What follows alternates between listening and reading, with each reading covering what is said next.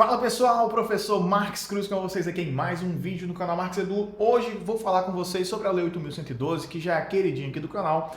E nesse vídeo especificamente eu vou dar uma geral sobre a Lei 8.112 para você. Imagina que você está chegando agora aqui no canal, nunca viu nada sobre a Lei 8.112, então esse vídeo é para você, tá bom? Então do que trata inicialmente a Lei 8.112? Essa lei, ela trata do regime jurídico dos servidores públicos civis da União, das autarquias, inclusive as autarquias em regime especial e das fundações públicas federais, tá? Então, essa lei vai estabelecer esse regimento geral, que é, então, basicamente o que ela faz? Ela vai trazer aqui para as instituições, para essas autarquias, como são as regras para os servidores do regime jurídico, ou seja, como será o estágio probatório, como é a estabilidade, em quanto tempo a gente consegue a estabilidade. Então, tudo isso, né, quais os requisitos, como que a gente faz, será que o servidor pode ser demitido de qualquer forma, para que serve a estabilidade. Então, tudo isso eu vou mostrar a vocês aqui nesse vídeo. Então, se você está chegando agora e ainda não conhece o canal,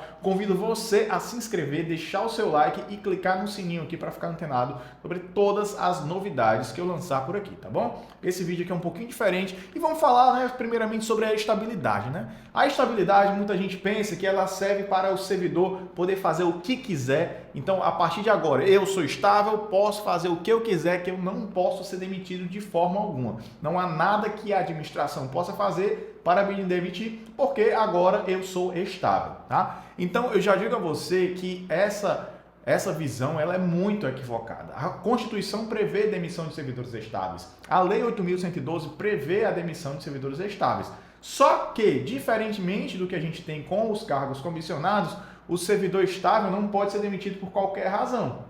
Nós temos especificamente quais razões que geram a demissão de um servidor. E eu tenho um vídeo aqui no canal explicando para vocês todas as situações à luz da 8.112 que geram demissão, beleza? Então, primeiramente, antes da gente dizer quais as consequências, primeiramente, como adquirir? Como é que a gente pode adquirir a estabilidade? Primeiramente, você precisa ser aprovado em um concurso público de caráter efetivo, tá? Não é uma seleção, é um concurso público para cargo de provimento efetivo. Então, depois de você ser aprovado, aí nós entramos no artigo 20 da Lei 8.112, que vai nos dizer o seguinte, ó: ao entrar em exercício, o servidor nomeado para o cargo de provimento efetivo só tem estabilidade o servidor nomeado para cargo de provimento efetivo, tá? Ficará sujeito a estágio probatório por período de 24 meses, durante o qual a sua aptidão e capacidade serão objeto de avaliação para o desempenho do cargo, observados os seguintes fatores. Então, ó, perceba que eu coloquei aqui em vermelho, 24 meses. Por que que isso está em vermelho? Porque no finalzinho tem lá, vide emenda constitucional em azul, ó, número 19. O que é que essa emenda constitucional número 19 fala pra gente? Que o estágio probatório não é mais 24 meses e sim 36, tá? 3 anos. Então, só para deixar claro para vocês, apesar de ter escrito aqui que a estabilidade são 24 meses, né? Eu vou falar um pouquinho mais adiante da estabilidade e do estágio probatório. Muita gente confunde essas duas coisas, eu vou explicar a vocês direitinho isso, tá? Falando ainda da estabilidade, o estágio probatório, ele tem aí um período de 36 meses, de acordo com a emenda constitucional número 19. E o que é que ele vai avaliar? Como eu coloquei, aptidão e capacidade. Só que ele vai ser bem mais específico. Como assim aptidão? Como assim capacidade? A Lei 8.112 vai dizer para a gente que ele vai avaliar, ó, a assiduidade do servidor. Esse servidor, ele vai frequentemente ao serviço ou ele falta muito? Se ele faltar muito, tem duas situações que a gente vai ver, vou falar agora e vou falar mais lá na frente, que é o abandono de cargo e a inassiduidade habitual. Esses dois casos geram demissão. Então, isso vai ser analisado aqui junto ao servidor. Inclusive, essas situações que eu acabei de falar, pode ser aberto um processo administrativo disciplinar através do rito sumário, do procedimento sumário, aquele que é bem mais rápido, tá? Para poder, enfim, como já tem uma materialidade mais forte, para que esse processo aconteça de forma mais rápida e a pessoa seja demitida logo rapidamente. Então, primeiramente, a assiduidade. Em segundo lugar, a disciplina. Então, será que esse servidor é disciplinado, que ele faz o que ele tem que fazer de fato? Terceiro lugar, a capacidade de iniciativa. Será que esse servidor tem uma boa capacidade de iniciativa? Ele é um bom servidor? Será que ele tem produtividade?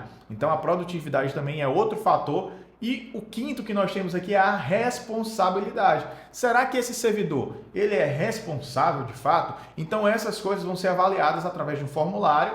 A pessoa vai ser avaliada pelos pares, por algum superior. Às vezes você tem um cargo, se você é um servidor normal, normal que eu digo assim, ordinário no sentido de não ter um cargo, uma função, você vai ser avaliado pelos seus pares e pelo seu superior. Quando você tem um cargo ou função, você é avaliado pelo cargo e pela condição de servidor. Então a gente passa por duas avaliações. Uma coisa importante aqui, pessoal, como eu falei para vocês, né, que lá na emenda constitucional número 19 vai dizer para a gente, lá na Constituição Federal de 1988, artigo 41 vai dizer assim para a gente, são estáveis após 3 anos de efetivo exercício os servidores nomeados para o cargo de provimento efetivo em virtude de concurso público.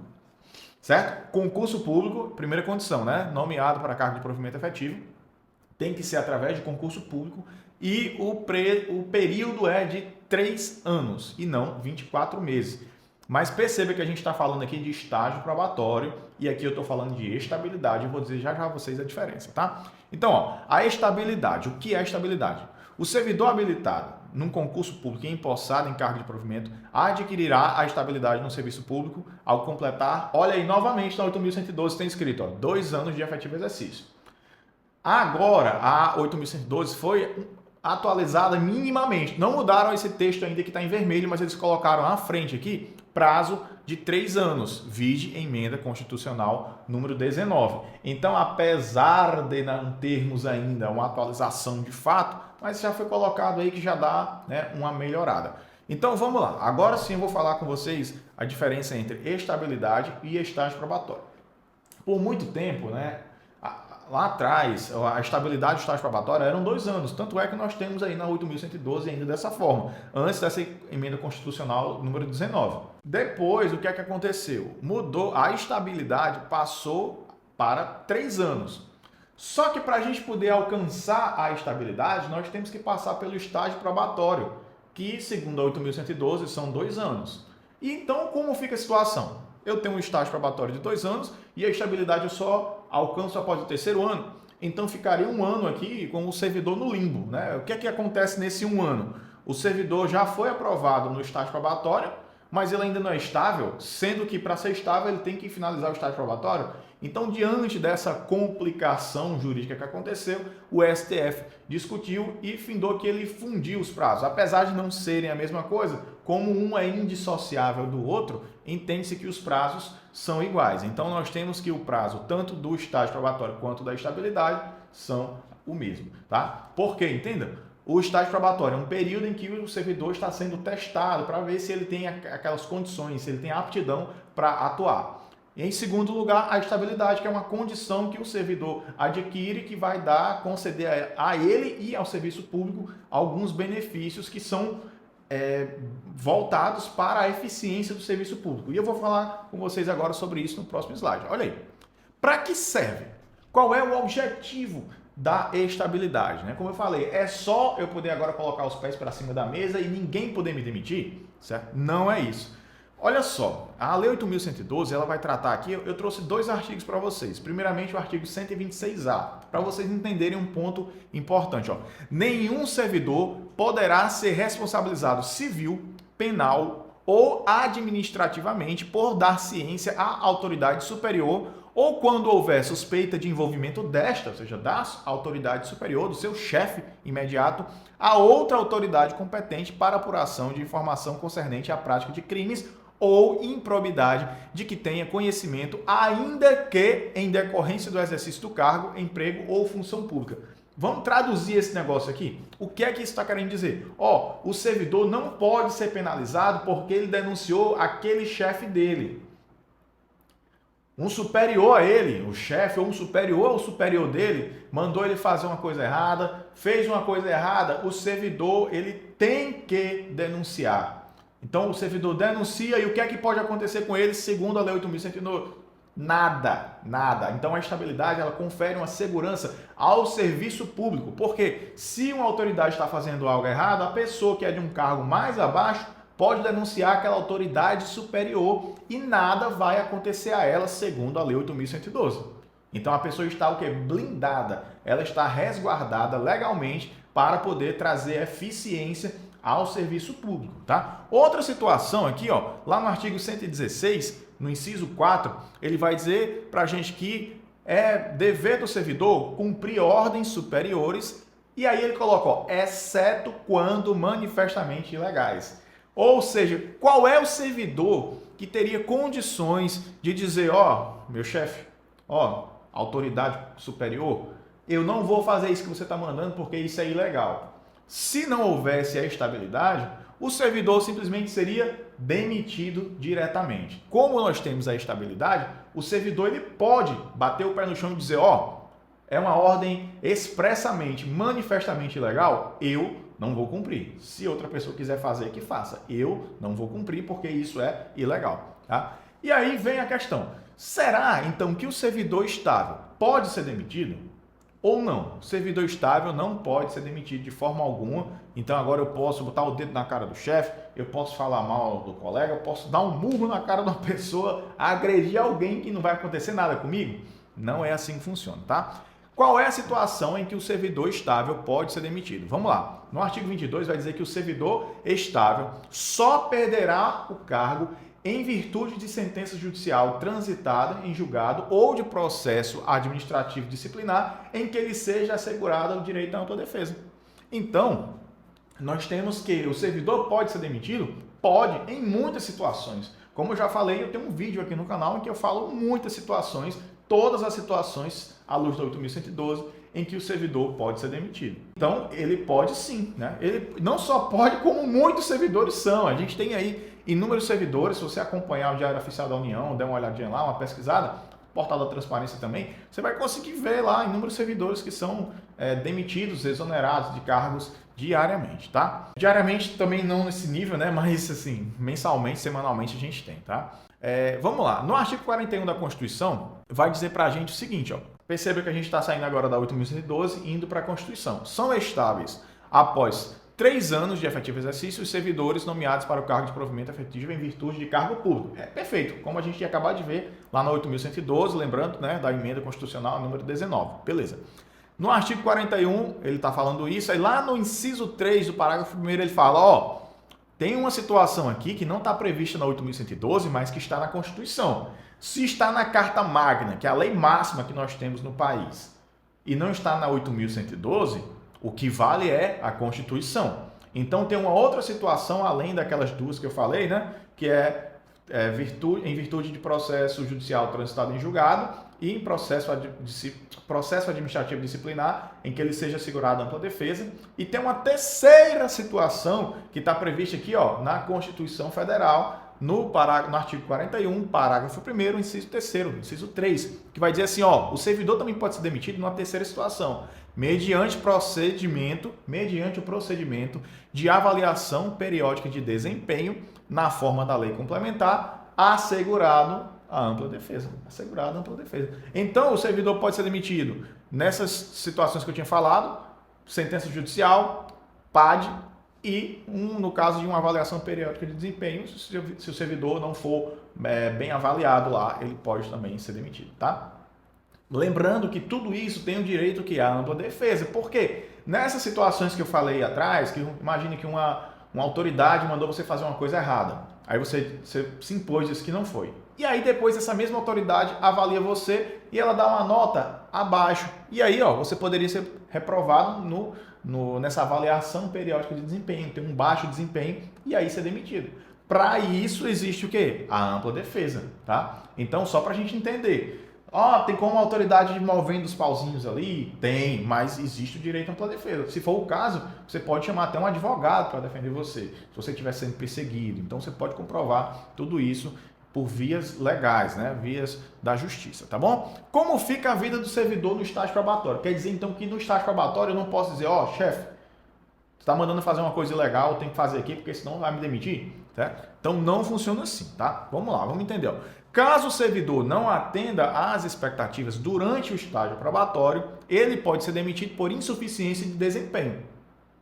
Sendo que o que a gente acabou de ver, artigo 41 da Constituição, parágrafo 1º, inciso 3º, inciso 3, é que, além disso aqui, o servidor pode ser demitido até sendo estável. Tá? Isso significa que se o servidor não demonstrar capacidade para expressar suas funções com eficiência e eficácia, ele poderá ser desligado do cargo, mesmo que tenha passado no concurso público, e acrescento, mesmo que tenha sido aprovado no estágio probatório, mesmo que ele tenha estabilidade por causa da Constituição Federal, artigo 41, parágrafo 1º, inciso 3. Então, ele pode sim ser demitido. E aqui uma coisa interessante, ó. Então, peraí, eu estou dizendo que o servidor estável só pode ser demitido nesses 3 casos. E o servidor que está em estágio probatório, ele pode ser demitido pela vontade, pelo querer da gestão? Ah, eu quero demitir esse servidor aqui porque eu não estou gostando dele. Ou será que ele tem obrigatoriamente que passar por todo o processo igual? Vamos lá.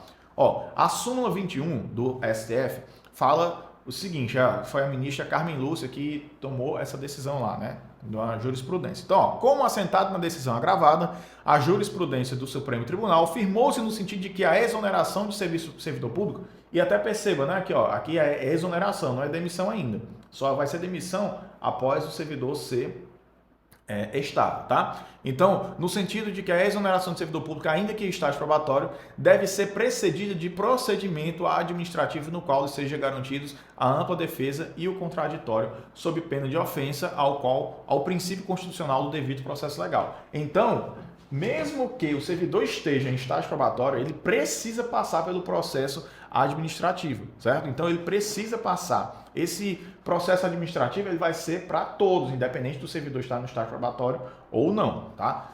O que é que acontece no estágio, depois do estágio probatório? O servidor ele vai ter mais respaldo. Por quê? Porque ele já foi avaliado, porque ele já foi, todo o trabalho dele já foi corroborado, já foi selado, marcado ali, comprovado pela administração pública de que ele é um bom servidor, de que ele tem capacidade de desenvolver suas atividades, tá? Então, o servidor não pode ser demitido a bel prazer da gestão. Vamos lá. Licenças e afastamentos para o servidor em estágio probatório. Tem algumas licenças que somente os servidores estáveis podem adquirir. E outras que tanto o servidor estável quanto o servidor em estágio probatório pode usufruir, tá? Então, só para a gente entender, isso é muito importante quando a gente está pensando em termos de provas. Porque tem algumas situações que elas fogem à vontade do servidor. Esse tipo de situação ela pode tanto para o servidor estável quanto para o servidor em estágio probatório. E aquelas que remetem a um desejo, a um benefício pessoal do servidor, que ele pode escolher ou não, aí é para o servidor estável. Vamos entender aqui, ó. Licença por motivo de doença em pessoa da família. É o servidor que escolhe. Ah, agora a pessoa da minha família está doente. Não. É uma coisa que está fora do poder de decisão desse servidor.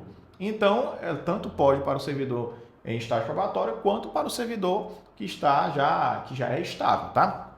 Então, a outra licença por motivo de afastamento do cônjuge ou companheiro.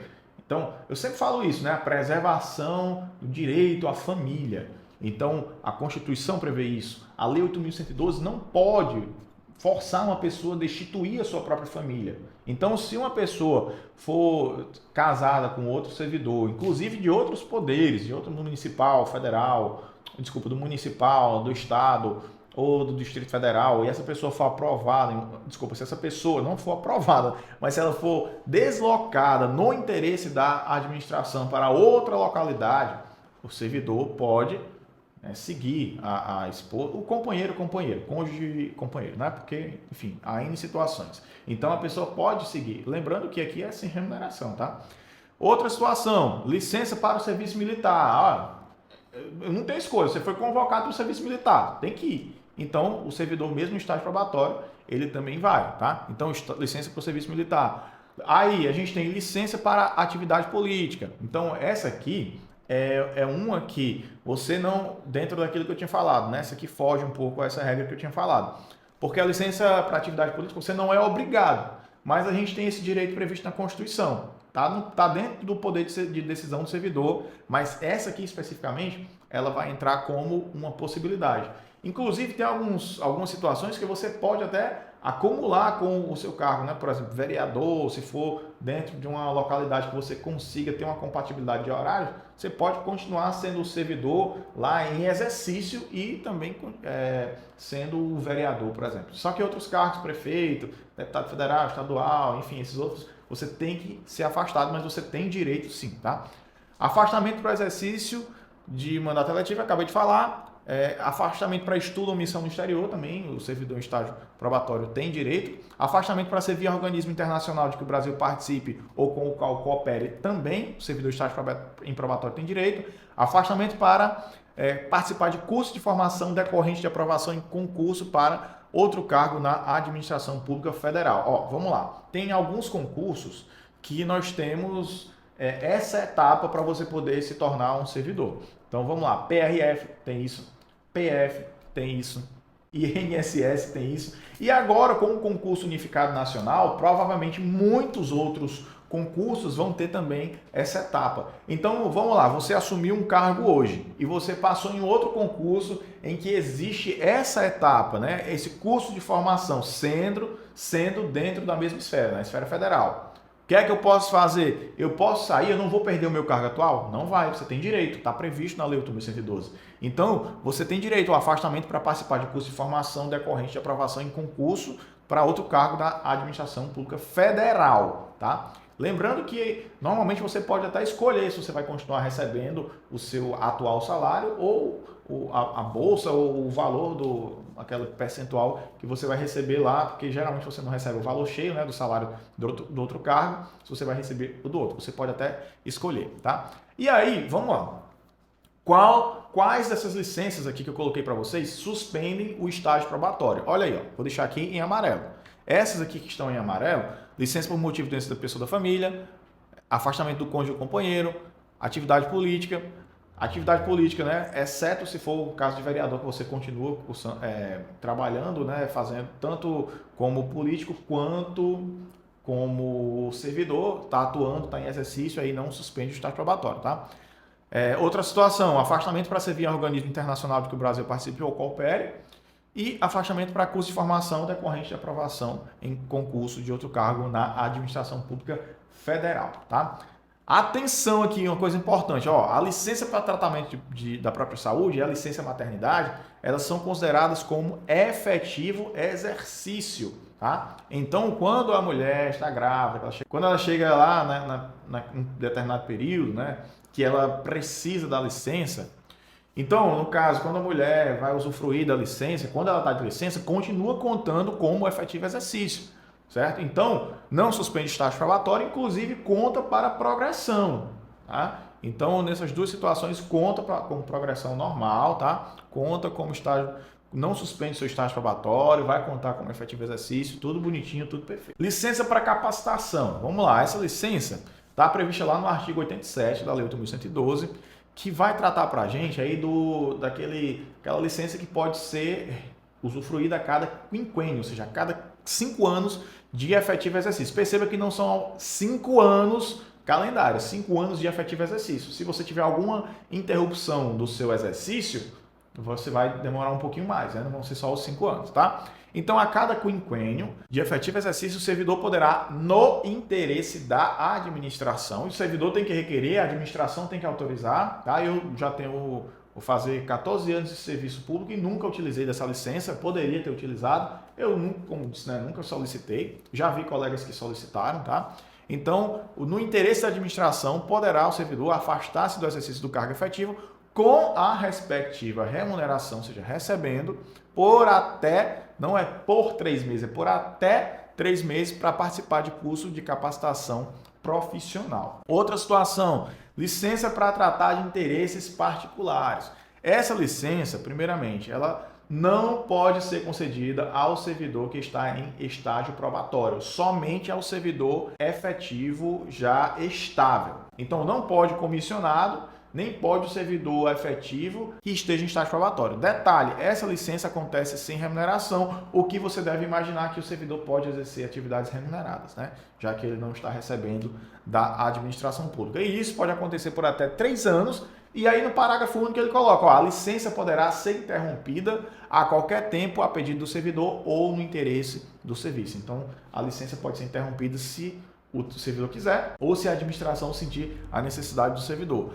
O afastamento para participação de programas de pós-graduação estrito sensu no país. Lá no artigo 96A, vai dizer para a gente que o servidor poderá, então perceba, né, o servidor tem um direito líquido, né? O servidor poderá, no interesse da administração, e desde que a participação não possa ocorrer simultaneamente com o exercício do cargo ou mediante compensação de horário, afastar-se do exercício do cargo efetivo com a respectiva remuneração para participar em programa de pós-graduação estrito sensu em instituição de ensino superior no país. Antigamente existia uma distância mínima que as universidades, institutos colocavam. Hoje eu já vi que não tem muito essa questão porque eles estão seguindo mais a risca que está escrito aqui, né? Desde que não possa ocorrer simultaneamente. Às vezes você tem aula que pega o dia todo, sei lá, faz um doutorado, um negócio muito puxado. Não tem como você conciliar, não tem como você compensar. As aulas são durante o dia, você dá aula num curso que é só durante o dia, então tudo acontece ao mesmo tempo. Você poderá, no interesse da administração, pedir esse afastamento e aí isso você só vai poder fazer se você já for estável, tá? E você pode inclusive sair recebendo, né? Então essa licença pode ser remunerada. E vou especificar mais um pouquinho aqui, ó. Serão concedidos aos servidores titulares de cargo efetivo no respectivo órgão ou entidade há pelo menos 3 anos para mestrado, tá? Então se você quer se afastar para mestrado, você já tem que ser estável, tem que ser 3 anos. Se você quiser para o doutorado, incluindo o período de estágio probatório, certo? Está contando o estágio probatório, são 4 anos. Então, para doutorado, 4 anos, para mestrado, 3 anos. Tá? E mais, né, que não tenham se afastado para licença, por licença para tratar de interesses particulares, assuntos particulares, para gozo de licença e capacitação, aquela que a gente acabou de falar, aquela com empenho 3 meses, ou com fundamento nos artigos, neste artigo, nos 2 anos anteriores à data da solicitação do afastamento. Aqui, nós estamos falando do servidor, né, todos regidos pela Lei 8.112. Eu não sei você, mas eu trabalhei muito tempo em universidade e hoje trabalho em instituto. Eu era técnico e hoje eu sou servidor docente. E eu via, né, isso aqui na lei e muitas vezes eu via um servidor docente que chegava, assumiu hoje e já conseguiu afastamento para o doutorado, né? Aí eu ficava, poxa, mas peraí, aqui o artigo 96A ele é muito claro. A pessoa tem que estar pelo menos há 3 anos para o mestrado, 4 anos para o doutorado. Como que uma pessoa entrou hoje e ela já consegue amanhã ter direito a um afastamento para o doutorado, tá? E aí vem um ponto importante, porque olha aí, a gente tem carreira EBTT e magistério superior e a carreira de todas as outras demais, tá? Normalmente, como eu estou tratando aqui para institutos federais e universidades, a gente tem a carreira dos tais e dos docentes, né? Que docente pode ser EBTT, que é a Educação Básica Tecnológica, e MS, que é o Magistério Superior, que são os cargos das universidades. Beleza. No caso dos professores, né, dos docentes, do Magistério Superior, do EBTT, lá na Lei 12.772 de 2012, ela vai dizer para a gente no artigo 30 uma coisa bem interessante, que vai contra isso que está sendo colocado aqui de forma genérica para os servidores federais. Ó. O ocupante de cargos do plano de carreiras e cargos do Magistério Federal, sem prejuízo dos afastamentos previstos na Lei 8.112 de 1990, poderá afastar-se de suas funções, assegurados todos os direitos e vantagens a que fizer jus para... Olha aí, o servidor poderá se afastar, independente daquelas condições previstas na 8.112, recebendo todo, com direito a todas as vantagens, tá? Inclusive contabiliza como efetivo exercício. O servidor que está afastado, o servidor docente está afastado, ele vai contabilizar a progressão dele, normalmente, tá?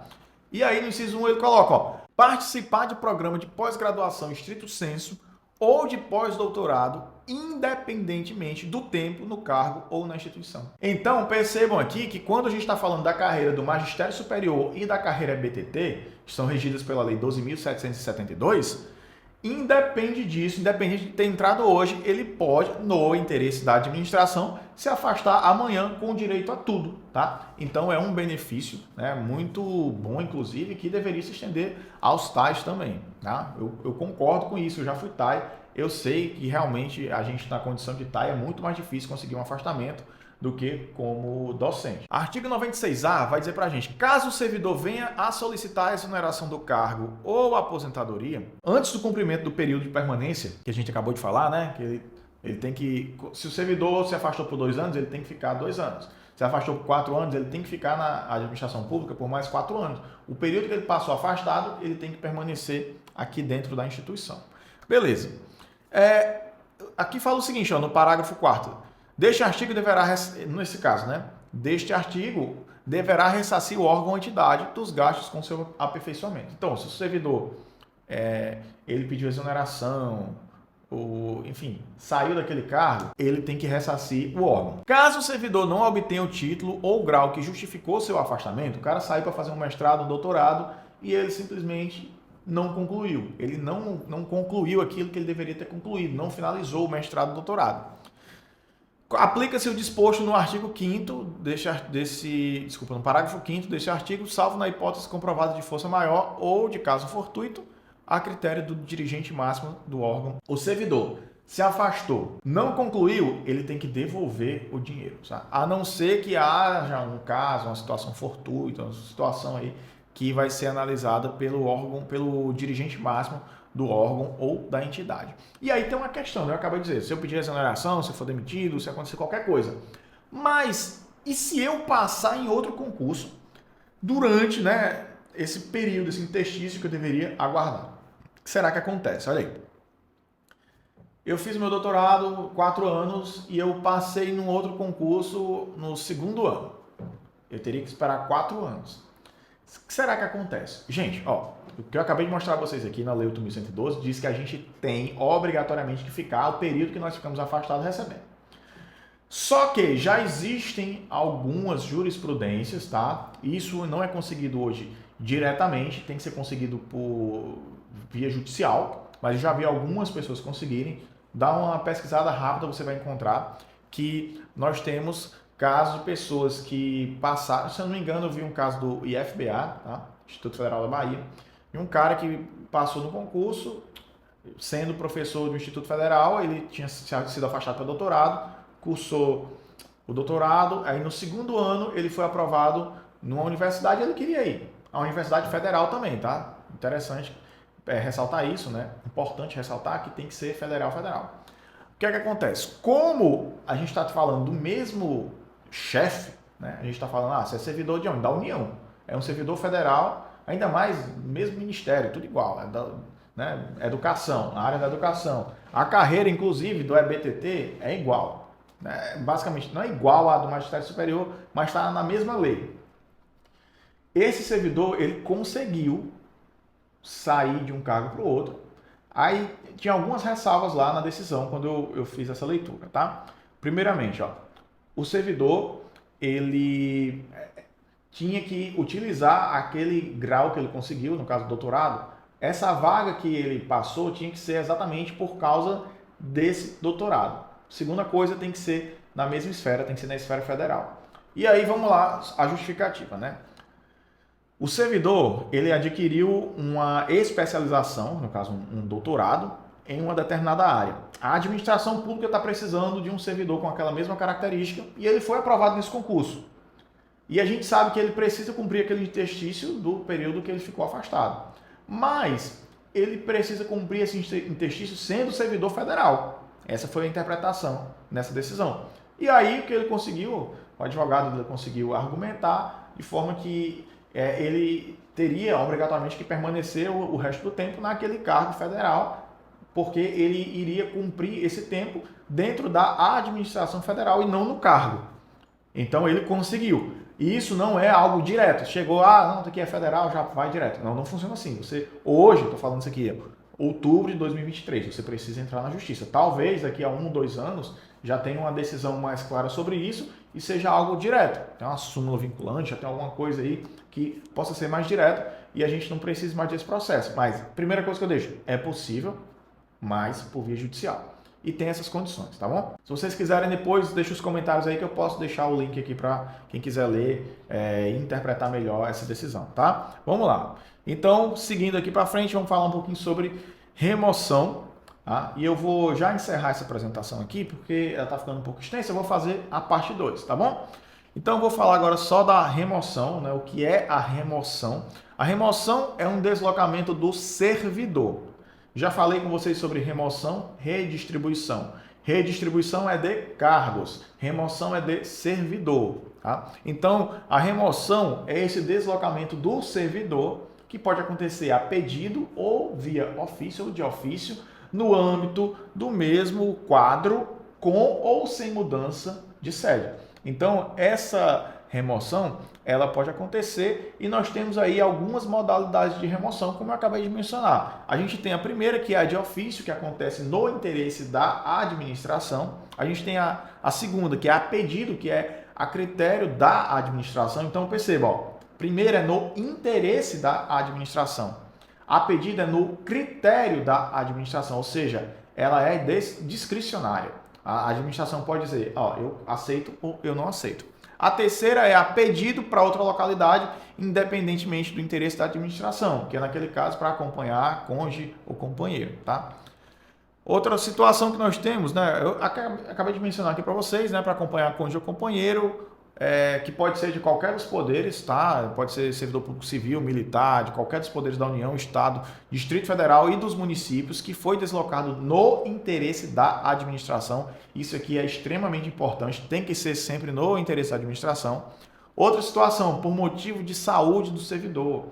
Então, há muito essa situação de servidores que precisam ir para uma cidade, porque o tratamento do filho, do esposo, da esposa, do companheiro, companheira, só tem em uma outra cidade e não tem como a pessoa ficar se deslocando e manter o seu trabalho. E tem um outro campus, uma outra unidade daquela instituição que fica lá pertinho daquele hospital, 70 km mais perto, 120 km mais perto, ou então que fica coladinho ali, que a pessoa consegue trabalhar e fazer o acompanhamento de saúde daquela pessoa, da família. Então, existe também esse tipo de remoção, que é o motivo de saúde do servidor, cônjuge, companheiro ou dependente que viva às suas expensas e conste do seu assentamento funcional, condicionado à comprovação por junta médica oficial. E detalhe aqui, que a Lei 8.112 considera a pessoa da família, né, qualquer um que viva às suas expensas, tá? Mora com você na sua casa, vive às suas expensas, pode não ter nenhum grau consanguíneo, é considerada a sua família. Tem que estar no assentamento funcional. E a terceira situação é em virtude de processo seletivo promovido. Então, hoje em dia, a gente tem muitos editais de remoção que acontecem aí em várias instituições. PRF tem isso. Quando vai ter um concurso, o pessoal faz a remoção, os servidores mais antigos vão para os lugares que eles queriam e os que vão entrar agora vão para as cidades mais distantes ou não tão boas na visão das pessoas, tá? Então, acontece isso. Tá bom, pessoal? Então é isso. No próximo vídeo eu vou falar com vocês sobre redistribuição e outros tópicos mais aí que a gente vai finalizar. Aqui eu fiz só a metade da apresentação desse vídeo. Aqui, essa apresentação foi de uma palestra que eu ministrei. Foi um momento bem bacana que eu tive com vários servidores. A gente tinha acho que talvez cerca de 30 servidores lá, o pessoal perguntando. Foi bem bacana a discussão e suscitaram várias questões interessantes. Então é muito bacana isso. E eu convido você a fazer a mesma coisa aqui nos comentários, né? Viu algum momento do vídeo que você ficou em dúvida de alguma coisa, quer acrescentar algo? Deixa aqui nos comentários. Se você ainda não é inscrito no canal, não deixou o seu like, não clicou no sininho, peraí, né? Agora é a hora para você fazer isso, tá bom? Então se inscreva, deixa aqui, deixa um comentáriozinho, pelo menos, que ajuda, fortalece bastante o canal para a gente fortalecer cada vez mais o nosso grupo. E me diga quantos inscritos tem aqui, ó, no canal agora, quando você está vendo esse vídeo, tá? É interessante isso, tem vídeos aí que eu lancei que às vezes tinha 3.000 inscritos, a pessoa, nós hoje temos 2.600, 3.000 e pouco. Hoje nós temos aí, acho que em torno de 27 mil. Quero saber hoje, quando você está vendo esse vídeo, quantos inscritos tem aqui no canal, tá bom? Desejo tudo de bom a vocês, que a aprovação seja próxima e certa. Até o próximo vídeo e valeu, tchau, tchau.